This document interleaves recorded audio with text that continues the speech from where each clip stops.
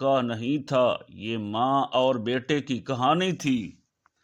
عدالت میں یہ جملہ گونجا اور سب ساکت ہو گئے۔ یا ایھا الذین آمنوا، اے ایمان والو، اللہ سے ڈرو اور سچوں کے ساتھ رہو۔ کوفہ کی ایک رات ایک مرد اور عورت کا جھگڑا، بات پہنچی حضرت علی رضی اللہ عنہ تک۔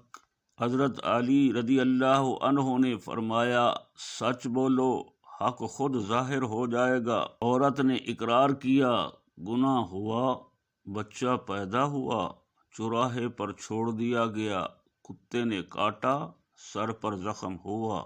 حضرت علی رضی اللہ عنہ نے مرد سے فرمایا، نشان دکھاؤ۔ وہی زخم، وہی جگہ۔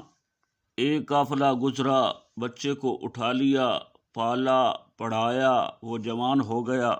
سالوں بعد دونوں ملے، نادانی میں نکاح ہو گیا۔